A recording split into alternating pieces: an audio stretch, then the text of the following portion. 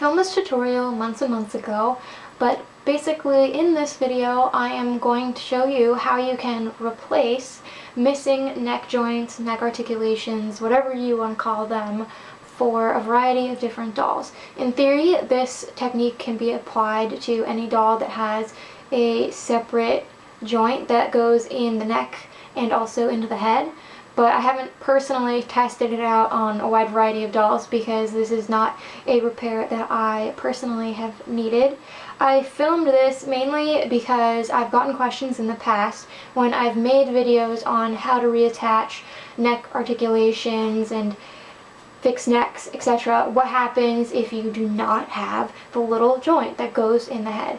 So while I personally have a whole supply of random parts that I've amassed over the years, even as a kid I would save the neck articulations, not everybody has that luxury and it can be hard to find them online.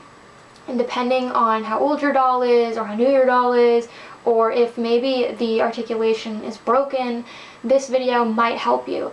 I do want to say that obviously there's always the option of just getting your doll an entirely new body if that's something that you have the opportunity to do or you would prefer to do it. This is just an option. So keep that in mind. If this isn't for you, that's cool, but I figured maybe this could help someone out there. So in this video I will be making an articulation and also fixing one that is broken, and I tried to use supplies that were obtainable for the average person from the United States at least.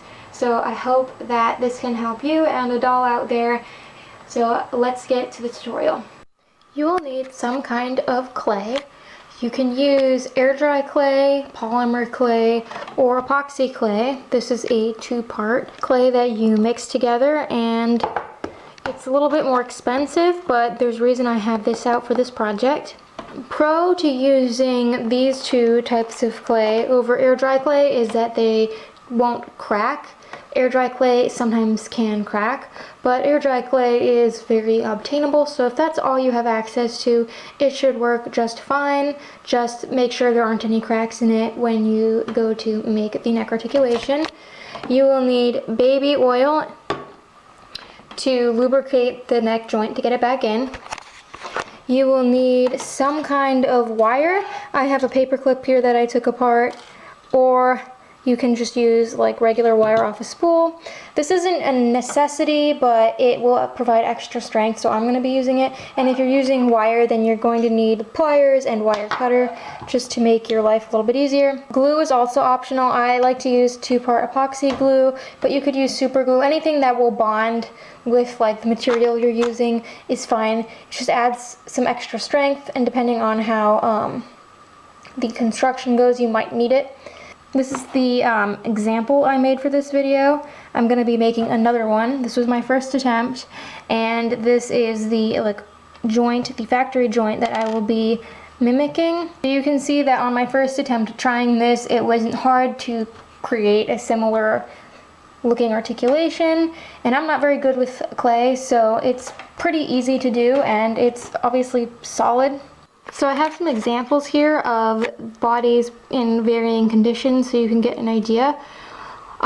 This is what we're trying to replicate. This is an intact body with the articulation, and this is how it sits. So we want to recreate something that has a range of motion like this and has a similar stem and flat top. This will universally work on any kind of fashion doll. You'll notice that with certain dolls, they might come in different colors. They might have really long posts with barbs at the end. You don't need those barbs. They just provide extra stability, but a lot of doll customizers or people who swap the bodies out cut those off. You can create neck joints without those barbs. They will work just fine. So this will work on any size doll, and I'm going to show you how you can size it to your specific doll. I happen to have these 1966 Mattel bodies, but you can size this for Skipper, Monster High, Disney store dolls. This will work for any kind of fashion doll that has this sort of removable articulation, regardless of what the articulation worked with in theory. Like if there's some really strange way that the neck is put together, it might not work, but if they have a spinny kind of joint like this, you can use this style. This is what the neck hole will look like when it is missing the articulation but has no damage. I mean, obviously, if the neck joint popped out, chances are there are little micro cracks and maybe some like really invisible ones that will only appear when you pop the joint back in, so just be careful of that.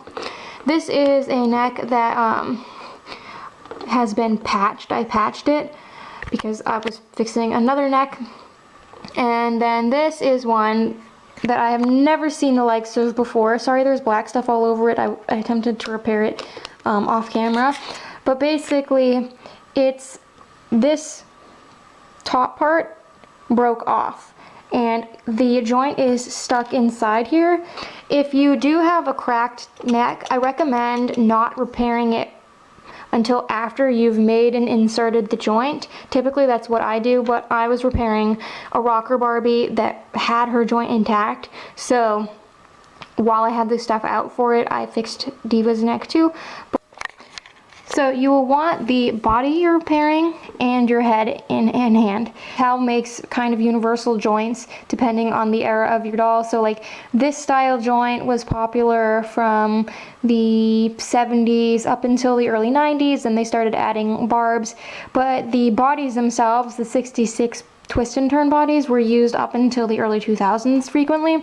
So obviously they have a standard size. But I do recommend that, especially if you don't have one of these on hand for comparison, I recommend that you have the actual specific head that you're going to put the joint in, because you can see here that just from age, Mrs. Hart and Diva's neck holes have slightly changed. They also have different head molds. This is the Diva head mold, and this is the Star's friend Kelly head mold. So they are slightly different in size because the face shape is subtly different. You will want to soak your doll's head in hot water first to shrink it back up, because something that happens with a lot of dolls who get decapitated is that people will take the body and they'll just shove the head down as far as they can, and that will create the really short looking neck with the bloated looking head, and doing so actually stretches out the head because it's not made to sit that low on the neck. So you want to make sure you have the head prepped ahead of time.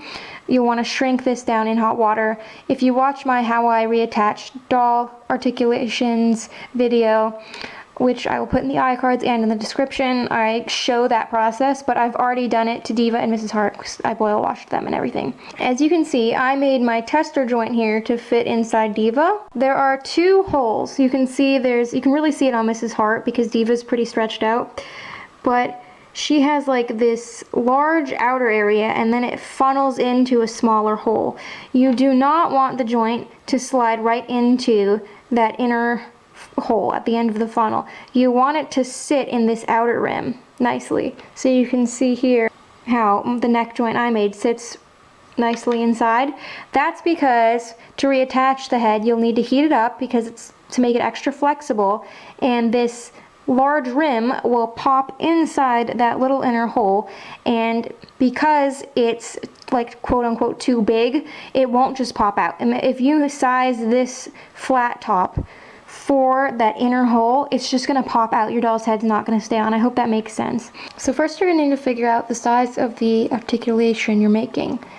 Now if you study a doll's neck, you'll notice that there's a lip around the rim here. So what that basically means is that the stem of the neck is wider inside and then it gets narrower at the top. That is because that allows this joint to sit in the head and spin around without popping out. If the neck didn't have this lip here, the joint would just slide right out. So when you're making the articulation, you have to make sure that the ball is the size of the actual neck, not the lip. So you don't want, when you make the piece of clay, like the one I've already made, you don't want it to go inside that hole.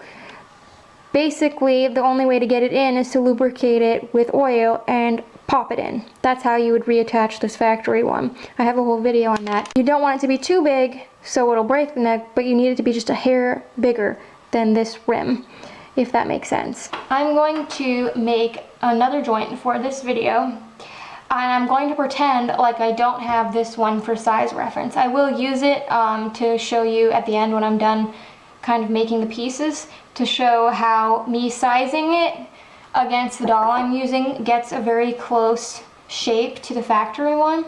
But I'm going to, for the sake of showing you that you don't need one of these for reference, I'm gonna like pretend I don't have it while I'm molding it. You'll notice that sometimes there are little bars that run on the inside of the neck across, and some articulations have like holes in them. That's because when they're putting the bodies together at the factory, the bar inside the neck goes through this hole, and it kind of like adds a little extra security onto this joint. Now, if your doll's head has come off, that bar is either broken and long gone, or it might be like hanging out in there, misshapen, breaking off. I would just like pull it out if you can so it doesn't interfere with this. And if for some reason it's like really in there, which I don't know how the neck joint would come out and not break that bar, but let's pretend that it did somehow, then just work around it, because you don't want to like try to break it out, because that will cause damage to the neck. Now obviously there are, like, if you look deep into the neck, you will see that there are little pieces that fuse the body together. That's not what I'm talking about. It's actually like a little bar that would sit like this and go through the hole like that. That bar you don't need. You don't need to make the your neck joint accommodate that or anything. So I'm going to be using polymer clay. This is oven baked clay because it's easier to work with. It doesn't dry out, and I feel like it's a little sturdier than air dry clay. So you don't need a lot to work with. You probably want to grab a little bit more than you think you need, because you need to like work this in your hand for a few minutes to warm it up. But you can use whatever color you want. If you look at Barbies or Monster High dolls or Bratz dolls even, sometimes you'll notice that they have different colored joints. I've seen Barbies with like pink ones, purple ones. You can make a fun color if you want. I mean, I don't see the point just because you're not going to see it. But if all you have is colorful clay, or in the case of my epoxy sculpt, I could only get a hold of the black stuff, it doesn't matter. It doesn't matter if it's ugly looking. You're not going to see it. So just work with what you have. If you have air dry clay, you can use that. And also you can sand this down at the end, so you might need sandpaper if you feel like you want to smooth it out and just get that fit perfect. I've got my factory joints hidden, and I'm going to start with what I feel is a reasonable amount of clay, and I'm going to roll it into a ball. Now you can see there that this sits like right on that lip. It's not going inside. So I feel that that's probably a pretty decent size. Then what I want to recreate here is on this factory joint, you'll see there's a little stem. We're going to want to have that because that gives the head a little bit of elevation. I'm going to make it a little bit thicker than the factory one, because if you know anything about like trying to take dolls' heads off, it's usually this stem that gets weak first if you don't like properly try to remove the head, and that's how dolls end up with the broken joint like Mrs. Hart. So I'm going to make my stump a little bit thicker. I'm just going to use the edge of wire to kind of cut it down.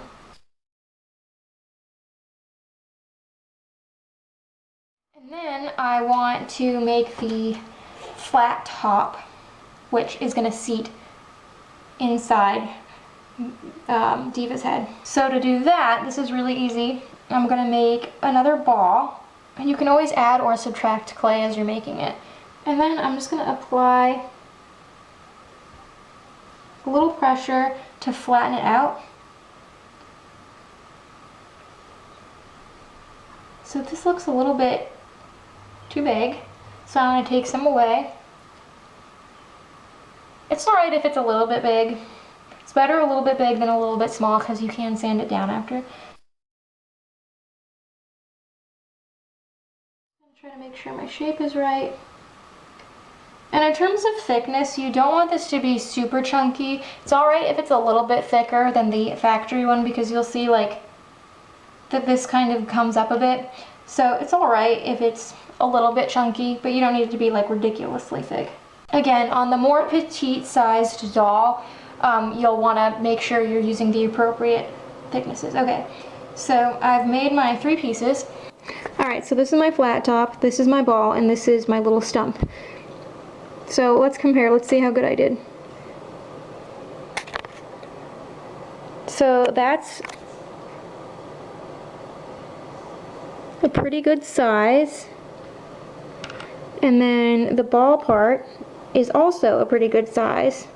And then the stump is a little bit longer, like I said, and a little bit thicker, but it's pretty proportionate. So you can see how easy that was for me to do, just using the head and body. So you do not need to have one of these handy, especially because obviously if you had one, you wouldn't be making one. So that's why I tried to make it this way. So then what I've done is I've cut a little piece of wire. Now I'm adding this in for some extra security. When I made my tester piece here, the polymer clay didn't like bond as well to itself. So you can see I did have to kind of glue the pieces together. But the wire did keep everything like in the stack while it was baking. I'm gonna want to find like the center of this ball. And it will help you get a little bit more precision if you have like pliers or tweezers. And lightly press it through, not so that it comes out the other end, but just so it goes through a decent amount. And here I'm sliding the stump on. Basically the stump goes in between the flat top and the ball. It doesn't matter the order. Place my little flat top on. I'm going to try to get it as centered as possible. And I'm just going to use like the edge of this paper clip to kind of smooth out the edges where the 3 pieces meet, to kind of hopefully help it bond a little bit better. Now with air dry clay, you slip and score, so you like make little lines in the clay and on both pieces, and then you put some like really wet runny clay in between, and that helps the bond. But polymer clay, you don't do that. I'm just trying to make sure that the edges are fused together, because I did learn from my tester. And the nice thing about like making these joints is the clay you can get like quite a bit for really cheap, even if you're using slightly more expensive clay. So, you know, if you mess up your first one or your second one or your third one, you're really not using a lot of clay. So you'll have like a lot of supplies left over to perfect it. But it doesn't have to be pretty. It doesn't have to be the most aesthetic thing. The idea is just for it to provide some structural integrity. Alright, so this is what my bad boy looks like before I bake it. I've smoothed out all of the edges on the inside, on that little bar in the middle. And I feel like it looks way more attractive. You can see how much like clunkier my first one was. So just from my tester to this one, I feel like there's an improvement. So if you're using oven bake clay, you will want to make sure you follow the baking instructions.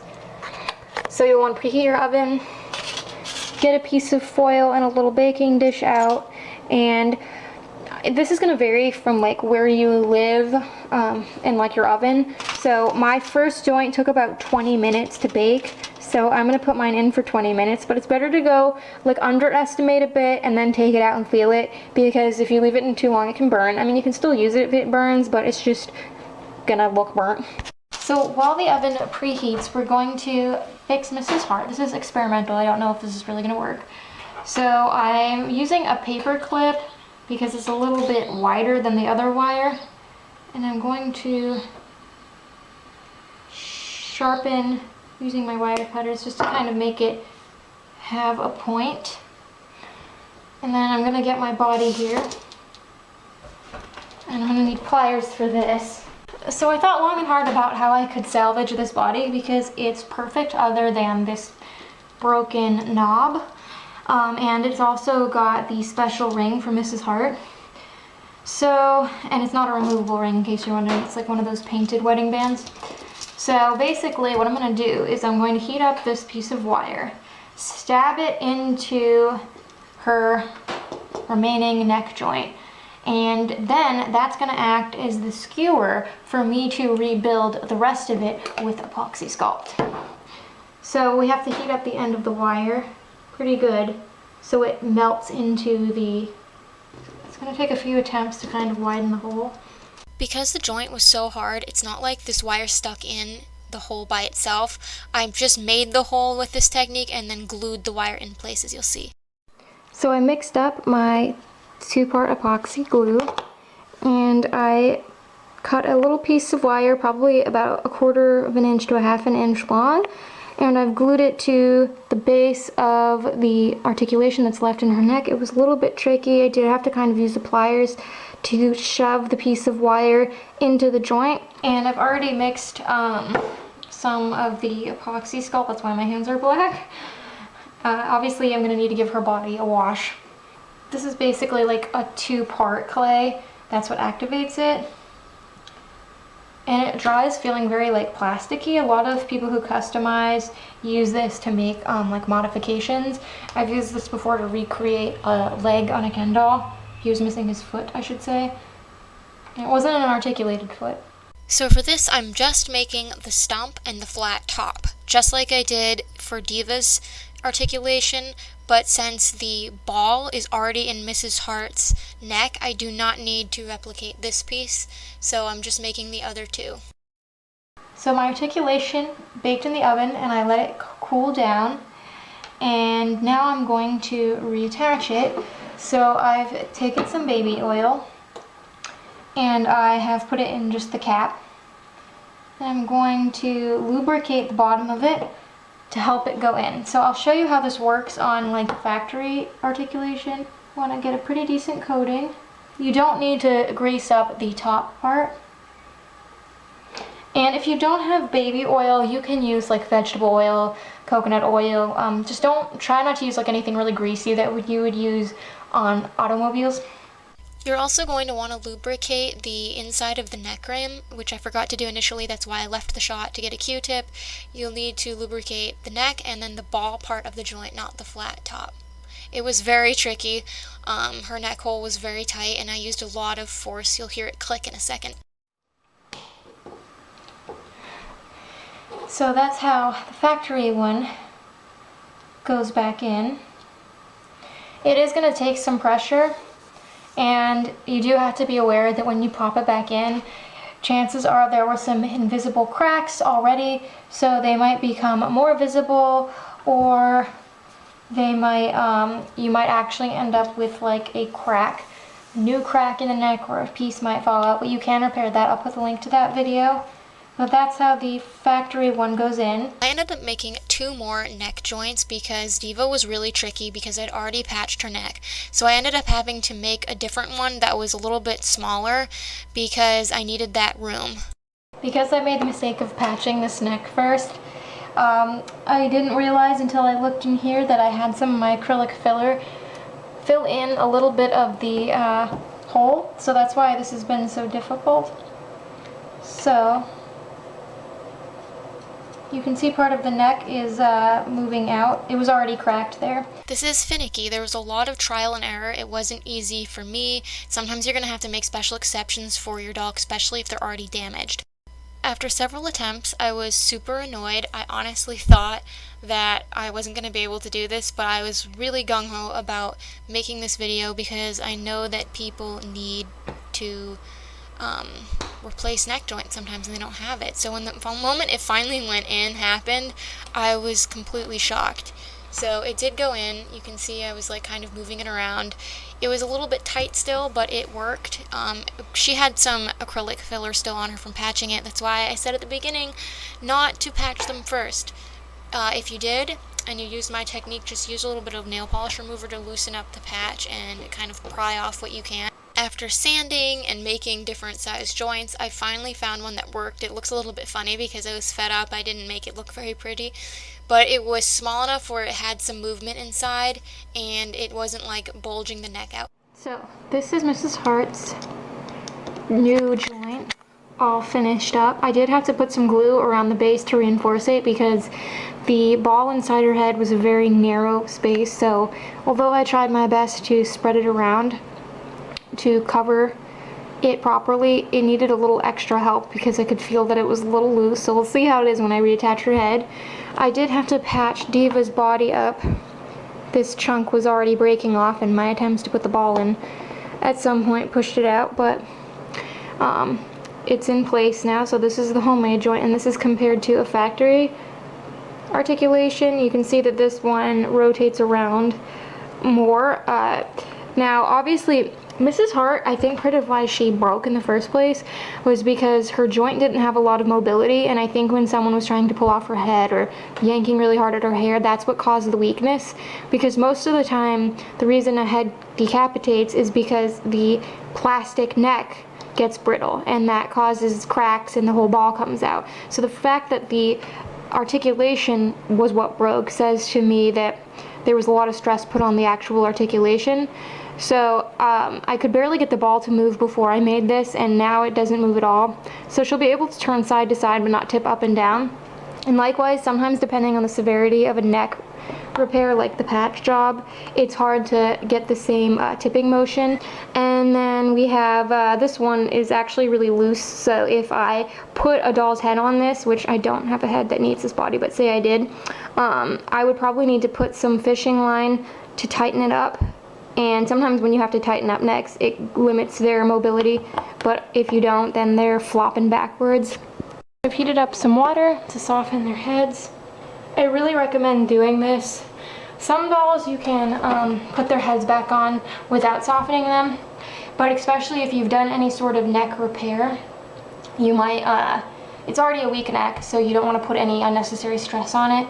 Some dolls, their inner neck holes are quite tight, so it can be hard to like shove it on without softening up the vinyl. Diva's head went on like a charm. The only thing is that, like I said, it doesn't have as much range of motion, but I did also boil wash her hair again and give her a bath because she got kind of dirty. Mrs. Hart though, oh, that joint. It split, the ball split from the post I made, so the wire was still in place, but I was cheap and I used super glue, which I shouldn't have because it dissolves in heat and the hot water dissolved it, so I had to go back and glue it with epoxy, and then it was fine. Alright, so we have my two friends. Several days later, they've been rocking their repaired / new head articulations for a while. They've been dressed, they've had their bodies washed, their hair done again, and you can see that like their necks are intact. Oops, it's a little bit hard for me to do this with one hand, but like you can see that they are all in one piece, and they've been through being dressed and having their hair done and all that. So I'll show you how they can turn their heads. Mrs. Hart does actually have a little bit of up and down movement, but I don't want to mess with it too much because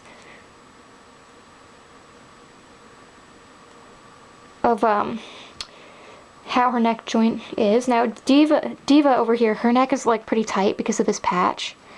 It's not because of the joint, because you can see where I had to patch it, and in the back where that chip had to be glued back down. But yeah, she can move. She can't really move up and down anymore, but that's mostly because of the thickness of the neck patch. So yeah, they're much happier not being decapitated, and I was able to save these two bodies. I hope you enjoyed this tutorial and that it can help you and your doll out. And as always, love your dolls, love yourself, and love your life.